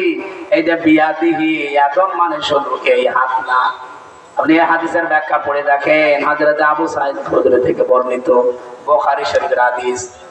এই আদনের ব্যাখ্যায় তিনি লিখেছেন, আদন মানে এই হাত, আদন মানে ক্ষমতার হাত, আদন মানে পাওয়ার, আদন মানে আইনের হাত, আদন মানে প্রভাব প্রতিপত্তির হাত। যে হাতের অধিকারী সেইটা সে ব্যবহার করবে। যদি সে সেইটা অন্যায় দেখার পরেও ব্যবহার না করে, তাহলে তার ঈমান নেই। দ্বিতীয় পয়েন্টে আসা রাখবে, সে যদি প্রতিবাদী হয়, হাতের দ্বারা পারে না, প্যারালাইজ হয়েছে হাতে, সেই ক্ষমতা নেই, তাহলে সে যেন প্রতিবাদ করে। আজকে সাতক্ষীরায় যে চেয়ারম্যান, এই কলাঙ্গার চেয়ারম্যান কবির বিন সামাদ ভাইকে স্টেজে অপমান করেছে, এই কারণে সারা বাংলাদেশের সব আলেম কিন্তু আজকে ফুঁসে গেছে। এরা ফুঁসেছে এমনি না, এরা প্রতিবাদ জানাচ্ছে তাদের ঈমান রক্ষার্থে। এই অন্যায়টা দেখেও যদি কেউ প্রতিবাদ না করে, বুঝতে হবে ঈমানের ভেতরে দুর্বলতা আছে। 3 নাম্বার পয়েন্টে ছিল, আপনি যদি এটাও না পারেন, অন্তত অন্তরে ঘৃণা করবেন আর পরিকল্পনা করবেন কি করে এই অন্যায়টা বন্ধ করা যায়। এটাও যদি আপনার ভেতরে না আসে, যে যা করছে করুক, লা ইলাহা ইল্লাল্লাহ, তাহলে আপনি বুঝবেন আপনার ঈমান নেই। কারণ আদাফুল ঈমান ইসমে তাফসীল, এটা এর চাইতে নিচে আর কোনো ঈমান নেই। এটা ঈমানের সর্বনিম্ন স্তর। এটা 3টা বললাম ধাপে ধাপে, আপনি কোনটাতে আছে বলেন? অন্যায় দেখে এখন যেহেতু আগস্টের 5 তারিখের আগে নেই, এখন এপ্রিলের 24 তারিখ চলছে। কথা বলেন না কেন? আগামী আবার 2-2.5 মাস পরে কিন্তু আগস্ট আসতেছে। এই আগস্ট আসার আগে আমরা চাই এদেশের নিরপরাধ যারা এখনো পর্যন্ত বিনা কারণে হাসিনার বানানো জেলখানায় জেলে আছে, এই নিরপরাধ এই মাসলুম মানুষদেরকে মুক্ত জীবনে সবগুলো বের করে দেওয়া লাগবে। নয়তো আবার আগস্ট কায়েম হলে এখন যারা আরামে বসে চেয়ারে মসে তা দেখছে, চেয়ারে থাকতে পারবেন না, সে যেই হোক। অনেকে আইনের চেয়ারে বসে সব বেআইনি কথা বলছে এখন, অথচ আগস্টের 5 তারিখের আগেও কিন্তু সে আইনের কথাই বলতো। এই কথা বলছেন। সংস্কৃতির নাম নিয়ে এমন মানুষকে দায়িত্ব দিয়েছে যে লোকটা সমকামী, নিজের স্ত্রীকে দিয়ে পর্যন্ত ওই কাজ করায়। 96% মুসলমানের দেশে এরকম একটা মানুষকে দায়িত্ব দেওয়া, আগস্টের 5 তারিখের আগে তো খুঁজে পাওয়া যায়নি। যে মানুষগুলো জীবন দিয়েছে একটা একটা করে খোঁজ নিয়ে দেখেন, সবগুলোই ছিল অধিকাংশ মুসলমানদের সন্তান। এখানে আগামী আগস্ট আসার আগে নিজেকে সামলান, পরিবর্তন করেন, সংশোধন করেন। আমরা চাই না আবার আগামী আগস্ট এই বাংলাদেশে উল্টাপাল্টা আগস্ট ফিরে আসুক। কারণ আগস্ট আসলে একটা ঝামেলা। কথা বলেন না? আগস্টের 5 তারিখে মেয়ে শেষ, 15 তারিখে মামা শেষ। আবার যদি আগস্টের 15 তারিখ আসে, চেয়ারে আন্দাজে যারা বসে আছেন তারাও শেষ হয়ে যাবে। 64 জেলায় কম বেশি আমি যাচ্ছি, অবস্থা সবই কিন্তু এরকমই, সবাই খুশি আছে। আপনারা আর কত তাল বাহানা করবেন এই মাসলুম মানুষটার সামনে? আমি নিজে ছিলাম, এই জন্য বারবার বলছি, আল্লাহর কসম লোকটাকে ছেড়ে দেওয়া লাগবে 6 তারিখে। যদি এর বড় তাল বাহানা করেন, আমিরে জামাত যে ঘোষণা দিয়েছিল স্বেচ্ছায় লক্ষ লক্ষ মানুষ নিয়ে আমি কারাবরণ করবো, আপনি জায়গা দেবেন কোথায়? সারা বাংলাদেশ মিলে যত কারাগার আছে মাত্র 1,10,000 মানুষ ধরে, এর যাতে মানুষ বেশি ধরে না, রাখবেন কোথায়? শেষে কিন্তু আবার আগস্টের 5 তারিখ চলে আসবে। এই জন্য নিজেরা যদি আরামে থাকতে চান, আমাদেরকেও স্বস্তিতে থাকতে দিতে চান, আশা করছি শুধু এটিএম আসার না, যত নিরপরাধ মানুষ এই 15.5 বছরে বিনা কারণে মিথ্যা মামলায় মিথ্যা সাক্ষীর কারণে জীবন নষ্ট করছে, সবগুলোকে বের করে দেওয়া লাগবে। অনেক মানুষ এখনো পর্যন্ত, কালকে একজন বলছিল না ওনার সাজা হয়ে গেছে, এই জন্য ওনারা ছাড়া যাচ্ছে না। ওনার সাজা হওয়ার কারণে যদি ছাড়া না যায়, তারেক জিয়া 8 বছর সাজা কি করে ছাড়বেন? ওনারে ছেড়ে দিয়েছেন, আমি দুঃখিত, আমি আরো আনন্দিত। ওনারা আগে আরো ছাড়ার দরকার ছিল, কারণ মিথ্যা মামলা। হ্যাঁ, বাবরকে 17 বছর পরে ছাড়লেন কোন কারণে? তারেক জিয়ার স্ত্রী ডাক্তার জোবায়দা রহমান 3 বছর সাজা হয়েছিল, ছাড়লেন কি করে? ম্যাডাম খালেদা জিয়া 6 বছর সাজা হয়েছিল, ছাড়লেন কি করে? আপনারা উল্টা পাল্টা ফতোয়া দেবেন না ভাই। আপনি তো ফতোয়া দেওয়ার যোগ্য না, আমি মুফতি, ফতোয়া আমি দেবো। সুতরাং ফতোয়া উল্টা পাল্টা দেবেন না। ফতোয়া কিন্তু আমরা তৈরি করছি, ফতোয়ার কারখানা নিয়ে বসে আছি। জিজ্ঞাসা করেন, ফতোয়ার কারখানা না আমরা?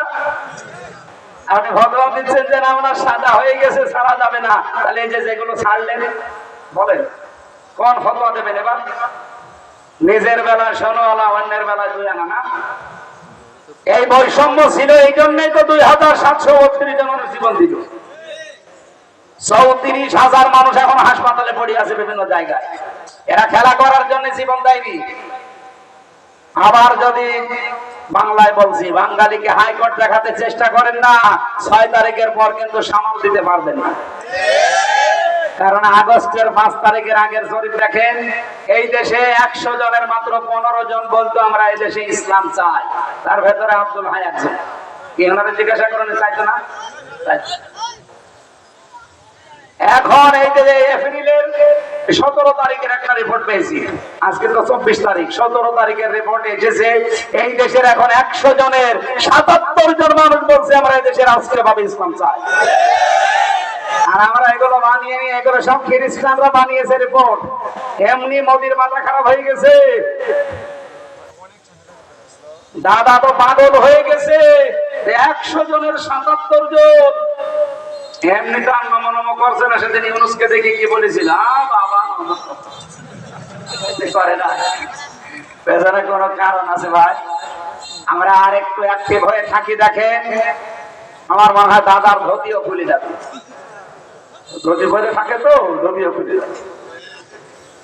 যেভাবে ব্যবসা বাণিজ্য চীনের সাথে, তুরস্কের সাথে, সৌদির সাথে, পাকিস্তানের সাথে আরম্ভ অলরেডি করেছে, ওরা না খেয়ে মরবে।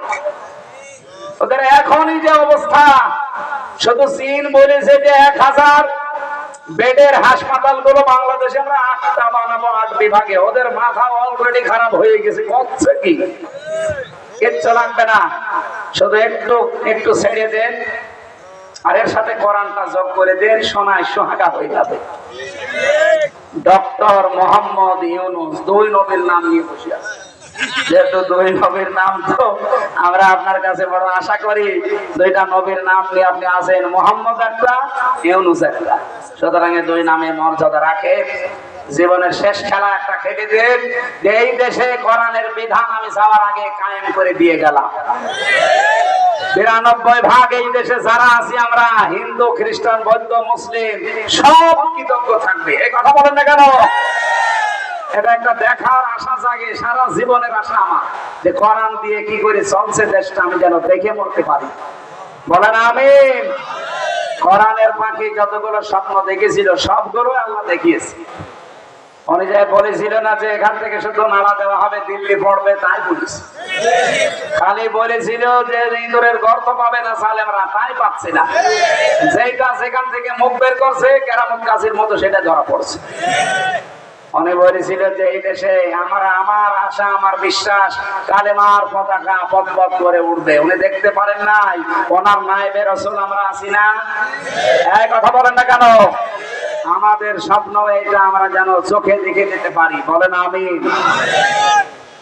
আমার কথা ছিল, আমি আপনি ইসলামে পরিপূর্ণ প্রবেশ করেছি কিনা।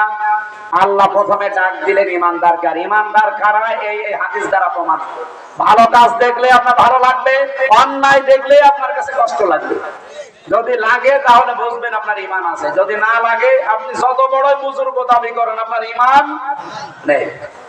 অদখলো বহু বছর এইটা আল্লাহ বলেন সবাই মিলে প্রবেশ করো ফিসসিলমি, ইসলামের মধ্যে কাফা পরিপূর্ণভাবে। আল্লামা বাইজাবি রহমাতুল্লাহ আলাইহি, নাসিরউদ্দিন বাইজাবি উনি লিখেছেন, তুমি যে আল্লাহর ইসলামে পরিপূর্ণভাবে প্রবেশ করলে তার প্রথম প্রমাণ হচ্ছে আত্মসমর্পণ করা।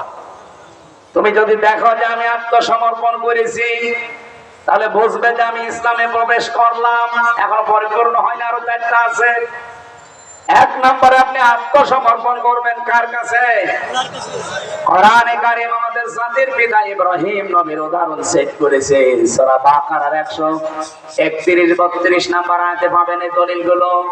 ইয ক্বালা লাহু রাব্বুহু আসলিম ক্বালা আসলামতু লিরাব্বিল আলামিন। স্মরণ করা হয় সময়ের কথা যখন আমাদের জাতির পিতা ইব্রাহিম নবীকে আল্লাহ বলেছিলেন আত্মসমর্পণ করো।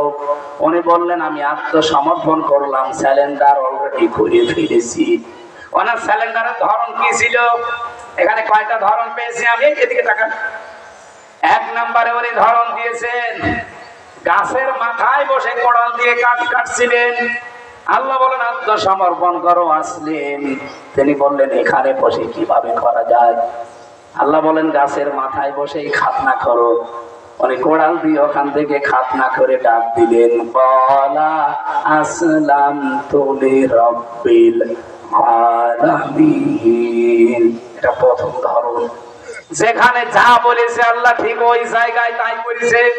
দ্বিতীয় ধরনে এসেছে হযরত ইব্রাহিম এবং ইয়াকুব নবীর নাম পেয়েছে।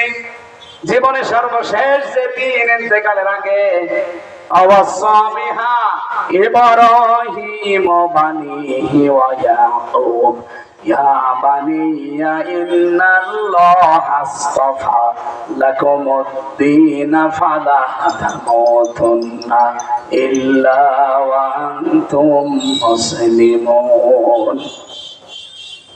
হযরত ইব্রাহিম এবং ইয়াকুব ইন্তেকালের আগে তার সন্তানদেরকে আমি কিন্তু ধরন বোঝাচ্ছি যে আত্মসমর্পণ কিভাবে করবেন। এক নম্বরে যেখানে যা বলেছে সেখানে তাই করা। ওনার জীবনে বড় বড় 50টা পরীক্ষা পেয়েছি আমি। সন্তানকে জবাই দেওয়া, আগুনের ভেতরে ঝাঁপ দেওয়া, সন্তানকে মরুভূমিতে রেখে আসা, আল্লাহর কাছে ৮৬ বছর পর্যন্ত ধৈর্য ধারণ করে সন্তান চাওয়া, রব্বি হাবলি মিনাস সালিহিন। এরকম একটা দুইটা না, পুরা জীবনে তার 50টা পরীক্ষা ছিল। প্রতিটি পরীক্ষায় আমার আল্লাহ তাকে উত্তীর্ণ করেছেন। এজন্য যেখানে যা বলেছে আল্লাহর সঙ্গে সঙ্গে তিনি পাস। আল্লাহ রাব্বুল আলামিন বলেন তার দ্বিতীয় ধরন ছিল এটা। জীবনের শেষ দিন ইন্তেকালের আগে সন্তানদেরকে ডাক দিয়ে বললেন, আমার কলিজার টুকরা সন্তানেরা, অবশ্যই আল্লাহ তোমাদের জন্য মনোনীত করেছেন একটা দিনকে। এজন্য দিনের আগে আলিফ লাম দিয়েছেন। আলিফ লাম শুধু শেষ না, এর আগে কম আছে, লাকুমুদ্দিন। কম দিয়ে আল্লাহ জানাতে চেয়েছেন শুধু ইসমাইল আর ইসহাক না। ইসমাইল ইসহাক হলে কম দিতাম না, কমা দিতাম। তাম পৃথিবীতে ইব্রাহিমের সন্তান যারা কিয়ামত পর্যন্ত আসবে সবাই এই বহুবচন জমির এই কমের ভেতরে আছে। সুবহানাল্লাহ বলতে পারেন না? তাহলে আমরা ইব্রাহিমের সন্তান যারা দাবি করি, জাতির পিতা হিসাবে যাকে আমরা মানি, নাম কি? আরো জোরে। উনি ওনার সন্তানদেরকে উপদেশ দিয়েছে, নসিহত করলেন, ওই সন্তানের ভেতরে আমি নেই, আপনি নেই। তাহলে আমাদের জন্য উপদেশ কি ছিল?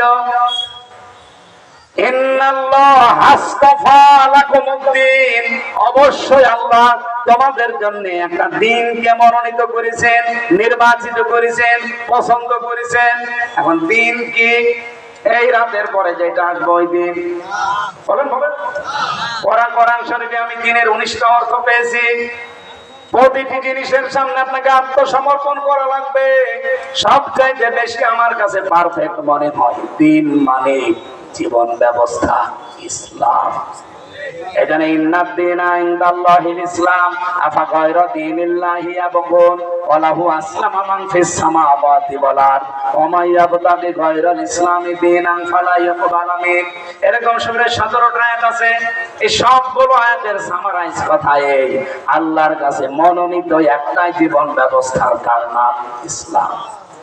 সুতরাং বাংলাদেশে যারা আজ ইসলাম বাদ দিয়ে অন্য কোন বিধান, অন্য কোন নিয়ম নীতি কায়েম করতে চাচ্ছেন, আল্লাহর কসম আপনি জীবনেও ইসলামে পরিপূর্ণ প্রবেশ করতে পারেননি।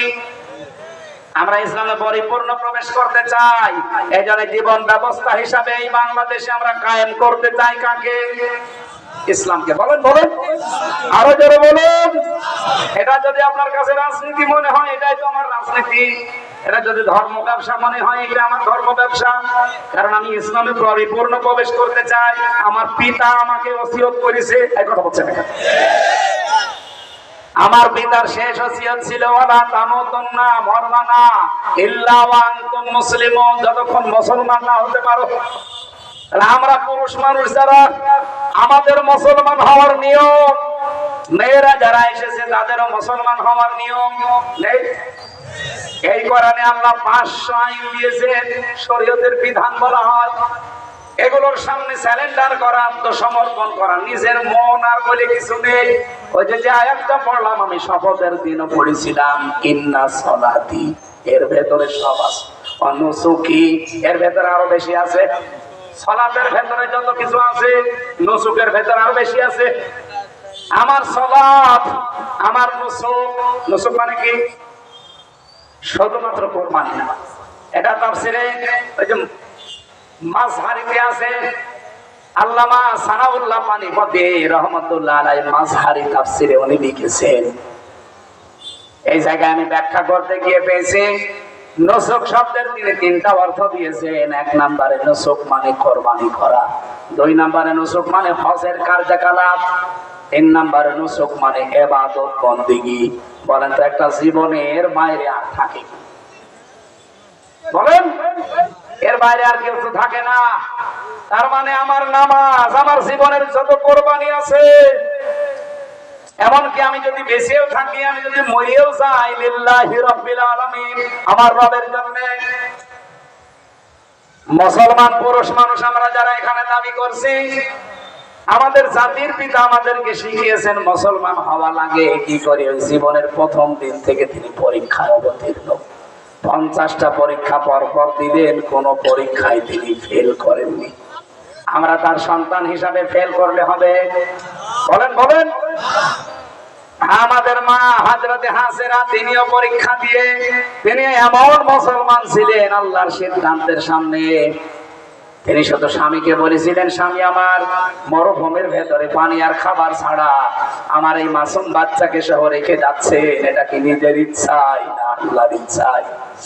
হযরত ইব্রাহিম ৮৬ বছর বয়সে পাওয়া সন্তান, কথা বলতে পারছিলেন না, শুধুমাত্র ইশারা দিয়েছিলেন আকাশের দিকে, আমার ইচ্ছা না আল্লাহর ইচ্ছা। হযরত ইব্রাহিম নবী আলাইহিস সালামের কথা ইঙ্গিত দেওয়ার পরে হাজেরা আমাদের মা, তিনি যে কথার জবাব দিলেন যে নিশ্চিন্ত মনে বাড়ি ফিরে যান। ওই আল্লাহর উপরে আমার ভরসা এতটাই বেশি আছে, যার আদেশ মতো আপনি আমার সন্তানকে মরুভূমিতে রেখে গেলেন, উনি জীবনও আমার সন্তান আর আমাকে পানি আর খাবারের অভাবে মারবেন না। তার এই বিশ্বাস সত্য হয়েছিল না হয় নাই? এখনো পর্যন্ত তার প্রমাণ চমচম। এই কথা বলে না কেন? নবী ইব্রাহিম দোয়া করেছিলেন, আমার সন্তানদেরকে ফল ফসলাদি ফলাদি দিয়ে তুমি রিজিক বৃদ্ধি করে দেবে। আপনি দেখেন খালি পাহাড় পাথর আর মরুভূমি, কিচ্ছু নেই, অথচ আরব জানে কোনো খাবারের অভাব আছে? ইব্রাহিম নবীর দোয়া এটা। মানে হাজার হাজার বছর আগে দোয়া করেছিলেন, ওখান থেকে আরম্ভ হয়েছে। যদি ইব্রাহিমের আদর্শ আজও তারা মেনে চলতে পারে, তাদের অভাব কোনোদিন হবে না। আমরা ইব্রাহিমের সন্তান দাবি করছি, আমাদের মা বোনদেরকেও হাজেরার মতো এরকম তাওয়াক্কুল করা লাগবে, ভরসা করা লাগবে। কার প্রতি? ৮৬ বছর পর্যন্ত তার সন্তান হয়নি, কোনদিন তিনি মাজারে যাননি, কবরে যাননি, কোনো বাবার কাছে যাননি।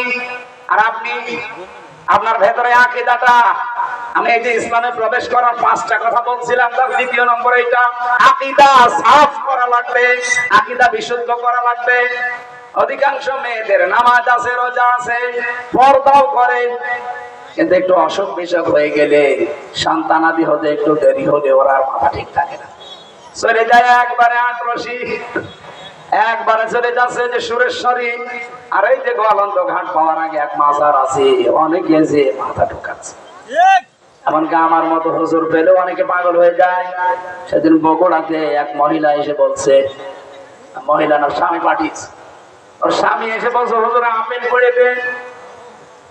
আমি এছাড়া ফাতিহা পড়ে ফু দিলাম। আমার কানের কাছে মুখ নিয়ে বলছে, এমন ভাবে আপেল পড়বেন যেন সিডি হয়। আপেল সিডি, আপেল কই ফেলে দিয়েছি কেন? আরে ভাই, আপেল পড়ে যদি ছেলে হইতো, যে আমার ম্যাডামের 3টে মেয়ে হইতো না? আমি ওরে শুধু আপেল খাওয়াতাম। এত কিছু পড়িয়ে শুনিয়ে তারপরও 3 মেয়ে, আর আপনি আমার কাছে এসেছেন যে আপেল পড়া নেবে। আপেল ফেলে দিয়েছি। আমার বউ পাঠিয়েছে খালি মারবার মেয়ে হয়, হুজুরকে দিয়ে এমন আপেল পড়াবেন যেন ছেলে হয়। আমি কি ডাউনলোড করে দেব? মা বোনেরা, আকীদা বিশুদ্ধ করেন। একটা মাসলুম দল বাংলাদেশে, জামাত ইসলামী বাংলাদেশ, তাদের আকীদা ঠিক নেই, আকীদা ভ্রান্ত। এই কথা তুলে অনেকে ফতোয়াবাজি করে। দাঁত মুখ খুলে ফেলা দরকার এই শয়তানগুলো। কিসের আকীদার কথা বলেন? বাংলাদেশ জামাত ইসলামের আকীদা হচ্ছে আল্লাহর জমিনে আল্লাহর দ্বীন কায়েম করা। এর বাইরে যদি কোনো আকীদা থাকে ওই জামাত আমি মানি না। আপনি জিজ্ঞাসা করে দেখেন, যদি কেউ থাকে জামাত ইসলামের, তারে গোপনে বলেন যে তোমার আকীদা কি? ও যদি বলে আমার বাবার আইন কায়েম করা আমার আকীদা, ওরে ওই সময় ওই দল থেকে বাদ দিয়ে দিন। আমার আকীদা হচ্ছে আল্লাহর জমিনে আল্লাহর আইন চলবে। আলাহুল খালকু ওয়ালা এই কথা বলছেন না? জমিন যার আইন চলবে, এই আকীদা বিশুদ্ধ করে। এই আকীদা অনেকের নেই, তাদের কোনো ফতোয়া নেই, অথচ এই মাজলুম দলটার উপরে আজ বছরের পর বছর এরকম মিথ্যা তহমত দিয়ে জাতিকে দূরে রাখতে চায়। জাতি এখন বুঝতে পেরেছে যে বাংলাদেশে একমাত্র সঠিক আকীদাই এদের, যারা বলে আল্লাহর জমিন আমরা আল্লাহর আইন চাই। আমরা আল্লাহর জমিনে আল্লাহর আইন চাই না। আপনি আন্দাজে উল্টা পাল্টা ধারণা করবেন না, আমি সঠিকটা বলবো। আপনি খুঁজে দেখেন, যদি এর সাথে না মেলে আপনারও দল করার দরকার নেই। 3 নাম্বারটা বলছে উন্নত চরিত্রের অধিকারী হওয়া লাগবে। আমাদের উত্তম চরিত্র গঠন করার মৌলিক যে পদ্ধতিগুলো আছে এগুলো অনুসরণ করা দরকার। আপনার চরিত্র যদি ভালো না হয়, উন্নত না হয়, আপনি জীবনে ইসলামে প্রবেশ করেছেন এটা বলতে পারেন না। আজ বিশ্বের বহু মানুষকে আমরা দেখতে পাচ্ছি, তারা উপরে মানবতার কথা ছড়ায় কিন্তু তাদের চরিত্র, এটা ভারতে মুসলিম আইন, আমাদের বাপ দাদাদের ধর্ম, আমার বাপ দাদার হাজারো বিঘা জমি জায়গাগুলো অক্ষ করা, সেটা এখন অবৈধভাবে জোর করে জবরদস্তি করে অবৈধ আইন পাশ করে দখলের চেষ্টায় আছে। কথা বলছেন না? আমি যে হাদিস পড়েছিলাম হযরতে আবু যর থেকে বর্ণিত, মনে আছে আপনাদের? মানিন তাআমা লাইসা লাহু ফালাইসা মিন্না ওয়ালিয়াতাবাওয়া মাকআদাহু মিনান নার। যেই জিনিস তোমার না, ওটা যদি জোর করে নিজের দখলে নিয়ে নাও, আমি নবী 2টা কথা তোমার বিরুদ্ধে বললাম, ফালাইসা মিন্না, ওই দিন থেকে তুমি আমার আর উম্মত না। 2 নম্বরে ওয়ালিয়াতাবাওয়া মাকআদাহু মিনান নার, সে যেন জাহান্নামে নিজের স্থান তৈরি করে নিল। আজ ইহুদি আর এই মুশরিকরা এটা তো করেই নিয়েছে, অন্যের জিনিস দখল করে নিজের আয়ত্তে নিয়ে আনছে ইসরাইল, আর এই মুশরিকরা এই কথা বলছে না। 2 নম্বর, বাংলাদেশের সাথে একটা মিল আছে। আমি বলছি না, আমি যেই বললাম আমি বলছি না, আপনারা বলছেন ঠিক আছে, বলার দরকার নেই। হাদিসের প্রথম পয়েন্টটা কি ছিল? যে ব্যক্তি অন্যের জিনিস নিজের দখলে নিয়ে নেয়, ফালাইসা মিন্না, সে নবীর উম্মত না। এখানে ফাটা 19টা অর্থে আসে। এখানে ফা দিয়েছেন খেলা করার জন্য না, নবীর প্রতিটি কথা গবেষণামূলক। ফালাইসা মিন্না, যদি সত্যি উপরের কাজ করেন নিচের যে শাস্তি আপনার উপরে বর্তাবে। কিন্তু ব্যাখ্যায় আমি আর একটা 2টা জিনিস পড়েছি, এদিকে তাকান, কষ্ট হচ্ছে। 1 নম্বরে বললাম কি, যারা যে জিনিস আমার না, ওই জিনিস যদি আমি জোর করে আমার দখলে নিয়ে নেই, আমার আয়ত্তে রাখি, তাহলে সঙ্গে সঙ্গে আমি নবীর দলভুক্ত থেকে বের হয়ে গেছি, আমি নবীর উম্মত। বলেন বলেন। কিন্তু জিনিস যদি আমারই হয়, ওই জিনিস যদি আমার আয়ত্তেই ছিল কিন্তু হাত ছাড়া হয়ে গিয়েছে, ওটা যদি আমি আবার ফেরত পাই, তাহলে আমি এই শাস্তির আওতার বাইরে। এটা ইসলামী ব্যাখ্যা। যাদেরটা তারা ফেরত পেয়েছে। আপনি এখন যদি বলেন যে ওরা দখল করে নিয়েছে, আপনি পাগলামি কথা বলেন কোন কারণে? ওরা দখল করেছে মানে জিনিস ওদের, ওরা ফেরত পেয়েছে। যারা এতদিন নিয়েছিল ইসলামী ব্যাংক, তাদের এদের মাথার ঘাম পায়ে ফেলার রক্তের তৈরি করা, বলছেন না কারণ? আপনি বলেন এটা মিথ্যা কথা? যাদের জিনিস তারা ফেরত পেয়েছে বলছে ওরা দখল মাছ, ওরা দখল রাখতে করেছে। আরে শয়তানের মিথ্যা কথা বলিস কোন কারণ? যাদের জিনিস তারা ফেরত পেয়েছে তারা এই শাস্তির আওতায় থাকবে না, সুতরাং তারা নবীর উম্মত থাকবে না। হ্যাঁ, যে জিনিস আপনার না, আমরা আগস্টের 5 তারিখের পর থেকে দেখতে পাচ্ছি অনেক মানুষ কিন্তু যে জিনিস তার না, সে বাবা শাহজালাল সব হারাম করে দিয়েছে। নাকি রাজবাড়িতে আছে মানে নাম ধরা লাগবে? কত জিনিস আপনার না, আপনি নিজের মনে করে বিভিন্ন কায়দায় নিয়েছে। যারা যা নিয়েছেন, ঘাট দখল, মাঠ দখল, বাজার দখল, দোকান দখল, অনেক জিনিস দখল, মেয়ে দখল, বউ দখল, সব ফেরত দিন। আমি আর নিচে নামতে পারলাম না। কত কঠিন কঠিন শাস্তির কথা দেখতে পাচ্ছে।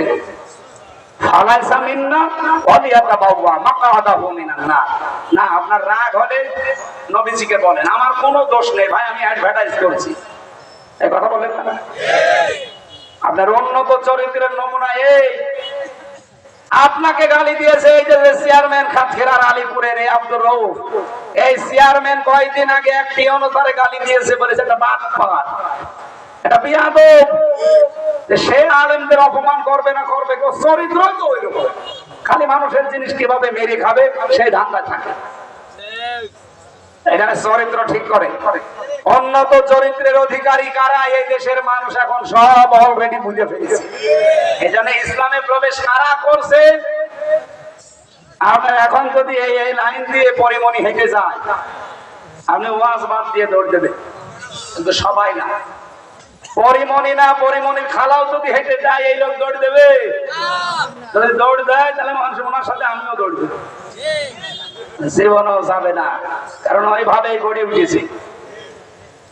আল্লাহর কসম আপনাকে আমি গ্যারান্টি দিয়ে গেলাম, মাত্র 6 মাস ওই 9টা বিষয় খালি পূরণ করে আল্লাহর কাছে, 6 মাসের ভেতরে আল্লাহর কসম আপনি ভালো মানুষ হয়ে যাবেন, আপনার জীবনই পাল্টিয়ে যাবে।